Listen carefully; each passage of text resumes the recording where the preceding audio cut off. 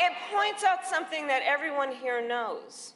The American people are exhausted with his gaslighting. Exhausted with his gaslighting. Enough! We are ready to turn the page. Let's turn the page.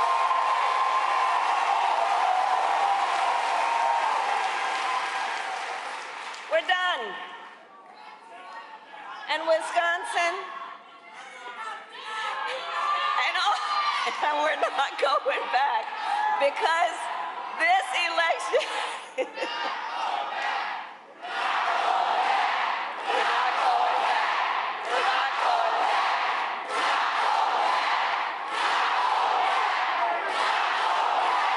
And we are not going back because we know that this election is about two very different visions for our nation.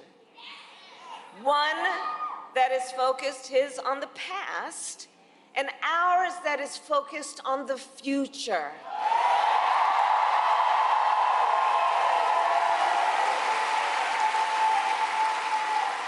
As represented by everyone here, and especially the students who are here right now.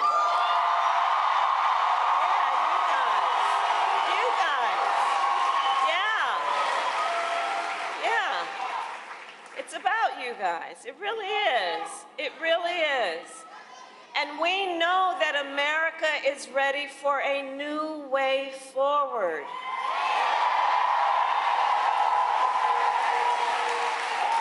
We are ready for a new and optimistic generation of leadership.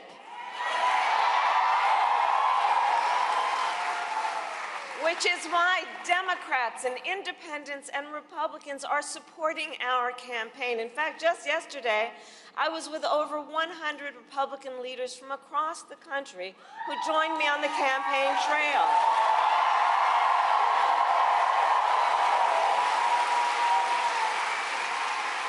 And as they said, it was about putting country before party. And some of them served in Donald Trump's previous administration, the people who know him best, okay? And I believe, and I think we all know, Americans want a president who works for all the American people. It's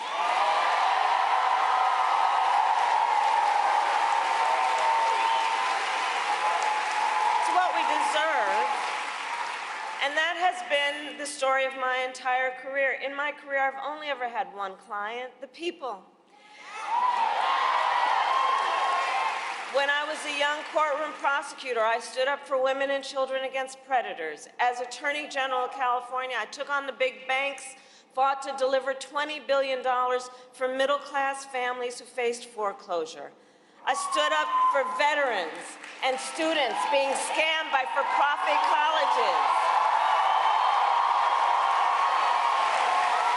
I stood up for workers who were being cheated out of the wages they were due, stood up for seniors facing elder abuse, and I promise as president I will always fight for all the American people, and together, we can and we will build a future, a brighter future for our nation. That's why we're all here together. We love our country.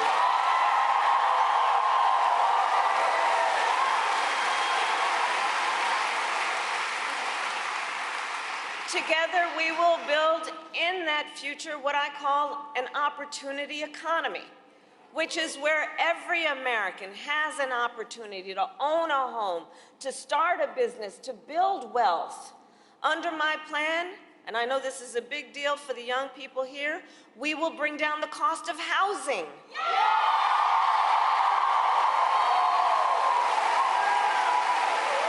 Because there was a time that generations of Americans could count on the American dream, but for far too many these days, it is just out of reach. So we will deal with the housing supply, and I will commit to creating a $25,000 down payment assistance so you can, for the first-time home buyers, just get your foot in the door.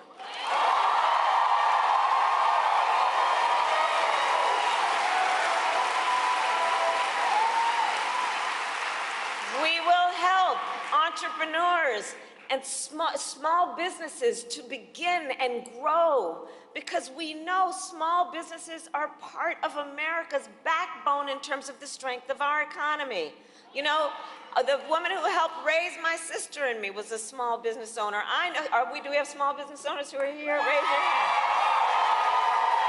Yeah. You are not only business leaders, you are civic leaders, you are community leaders, and you really are part of the backbone of America's economy, and we've got to invest in you and make your jobs easier.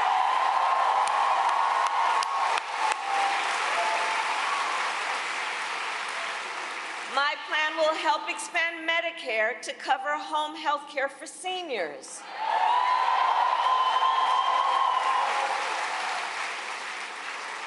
And this is personal for me. So part of you may know, some of you may know, that when my mother was sick, I took care of her. And for anybody who is taking care of an elder parent when they are in their time of need, the work, it includes trying to cook something that they feel like eating, right? Helping them put on a sweater, trying to make them just laugh from time to time, right? It's about dignity. It's about dignity. But for far too many people, including people in the sandwich generation who are raising young children and taking care of a parent, oh, it's so rough. And so my plan is this. It's to say, instead of how it currently is, which is in order for you to be able to get help to come in, you're going to have to pretty much get rid of all your savings to qualify for Medicaid. What I'm saying is, no, this is a matter of dignity, and it is a matter of your ability to participate in the workforce and be productive and have a quality of life. So we're going to change the system so Medicare will cover your ability to have home health care for your elder parent.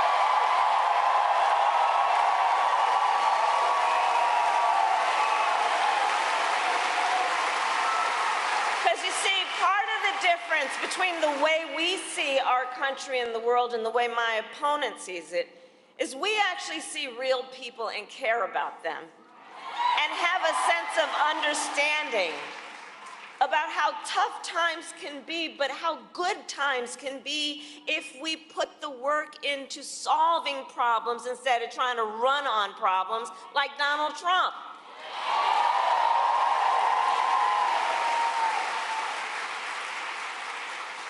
And so that's why we will also lower costs on everything from healthcare to groceries, including taking on corporate price gouging, which I've done before and I will do again.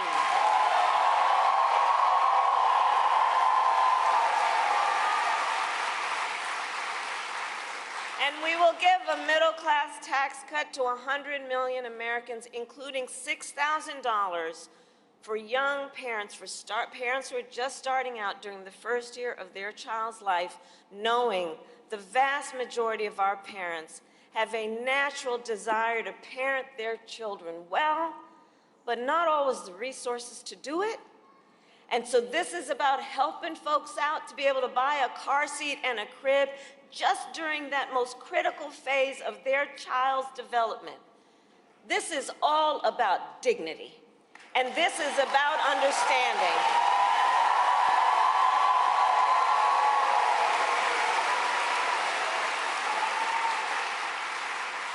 And so I share this to say I will always put the middle class and working families first. It's where I come from, and I will never forget where I come from.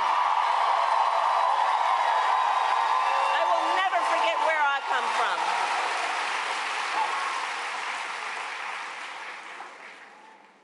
Now, Donald Trump has a different plan. I love you back, by the way. Thank you. Donald Trump has a different plan. So just Google Project 2025. Now we're at a place of higher learning, so I must say, I can't believe they put that thing in writing. I really can't. They put it in writing, they bound it, like they bound it and handed it out. So look, we read it, right? It's a detailed and dangerous blueprint for what he will do if he is elected president. You know, I said many times, you've heard me say, Donald Trump is an unserious man, and the consequences of him ever getting his foot back in the Oval Office are brutally serious. Brutally serious. So Donald Trump, right? That's why we're here together, and we're here because we know we've got work to do still. Donald Trump will give billionaires and corporations massive tax cuts. He will cut Social Security and Medicare. He will get rid of the $35 cap on insulin for seniors. He will make it easier for companies to, check this out, he will make it easier for companies to deny overtime pay for workers,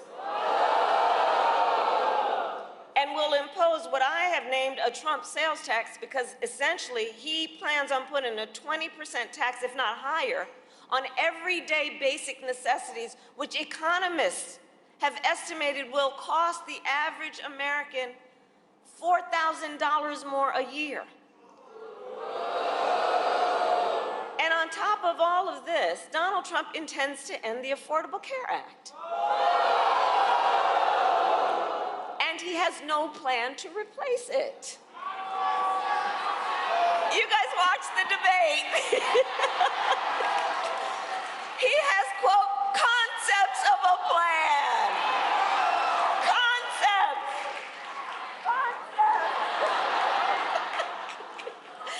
So here's the thing. Again, it's a serious issue, right? So he's going to threaten the health insurance coverage of 45 million people in America based on a concept.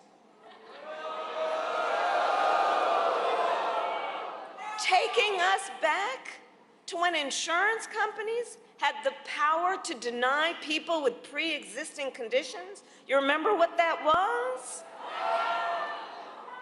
Well, we are not going back. We are not going back. We are not going back. We're not going back. We're not going back. And just like Wisconsin's state motto tells us, we will move forward.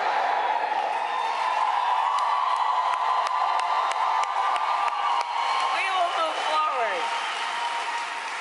Because ours is a fight for the future, and it is a fight for freedom. For freedom. Like the fundamental freedom of a woman to make decisions about her own body and not have her government tell her what to do. Right.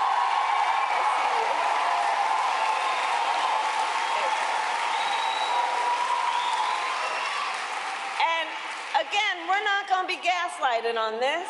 We remember Donald Trump hand-selected 3 members of the United States Supreme Court with the intention that they would undo the protections of Roe v. Wade, and they did as he intended. Oh, you guys are at the wrong rally.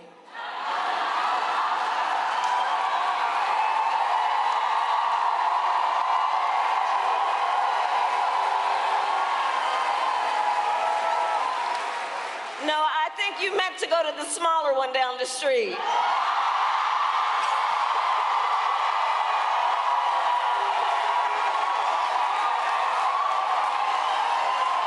Come on. So, but back to the matter at hand. We need a medic here. We need a medic. Right here, and then let's part the way so someone can come through and bring help. Okay, okay. All right, we're good. So, on the subject of his intention and what he actually did to undo the protections of Roe v. Wade. Let's understand what has happened since. It is now the case that in America, 1 in 3 women live in a state with a Trump abortion ban. Many of these bans have no exception even for rape or incest. And you react that way because we understand the idea that someone who calls themselves a leader would even make no exceptions for a survivor of a violation to their body and to tell that survivor they have no right to make a decision about what happens to their body next. That's immoral. That's immoral. It's immoral.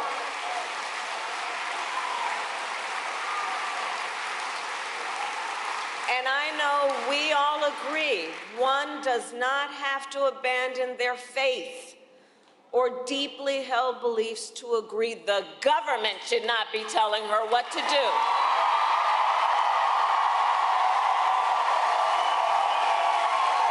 If she chooses, she will talk with her priest.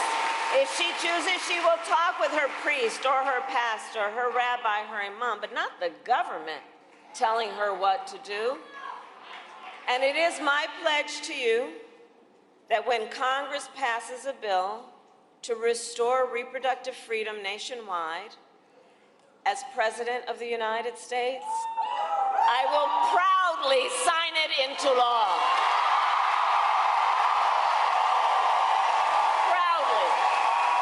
Proudly sign it into law.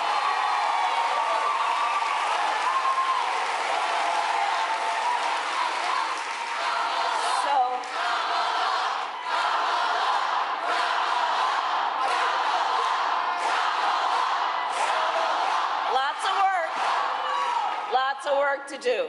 So listen, so much is on the line in this election. You all know that. Again, that's why you're here. And this is not 2016 or 2020. The stakes are even higher because a few months ago, the United States Supreme Court told the former president he is effectively immune no matter what he does in the White House. Now think about that. Think about that. Just imagine Donald Trump with no guardrails, right? He who has vowed if re-elected he will be a dictator on day one. He who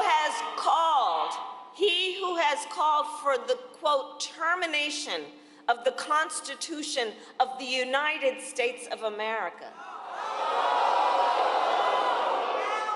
And let us be very clear. Someone who suggests we should terminate the Constitution of the United States should never again stand behind the seal of the President of the United States. Never again. Never again. Never again.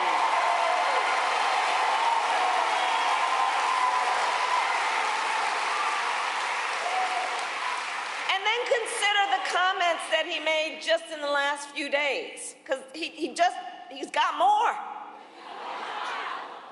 He said he will target and punish those who disagree with him or refuse to bend to his will. He calls these Americans the enemy within and says that he would use the American military to go after American citizens. Journalists whose stories he doesn't like. Nonpartisan election officials who refuse to cheat by finding a few extra votes for him. Judges who insist on following the law instead of following him. It is for reasons like these that General Mark Milley, the former chairman of the Joint Chiefs of Staff, Donald Trump's top general, has called Trump, and I quote, fascist to the core. And it is clear Donald Trump is increasingly unstable and unhinged, and will stop at nothing to claim unchecked power for himself. He wants to send the military after American citizens. He wants to prevent women from making decisions about their own body. He wants to threaten fundamental freedoms and rights like the freedom to vote, the freedom to be safe from gun violence, to breathe clean air and drink clean water, and the freedom to love who you love openly and with pride.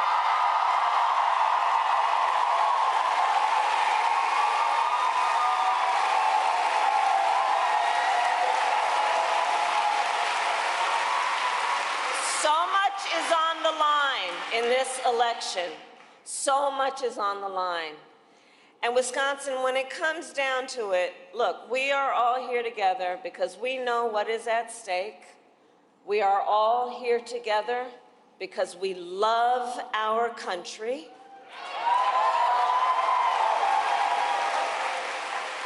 And I do believe it is the highest form of patriotism to then fight for the ideals of our country and fight, Cisco, you said it, to realize the promise of America. The promise of America.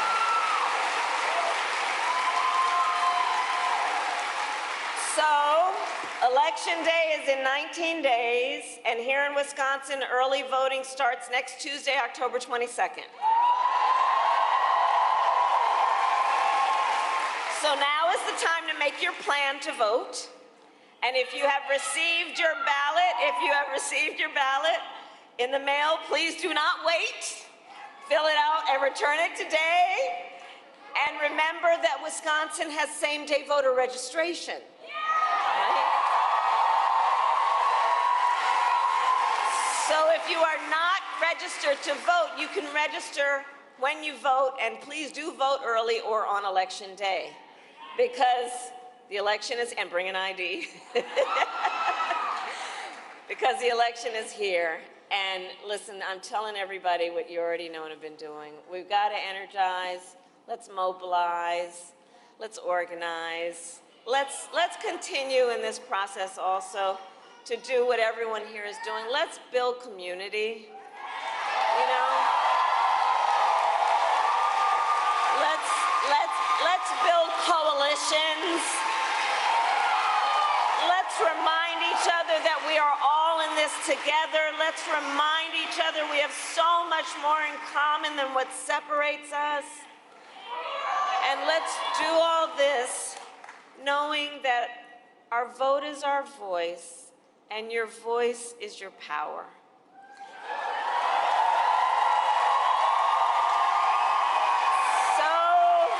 Wisconsin, today I then ask you, are you ready to make your voices heard?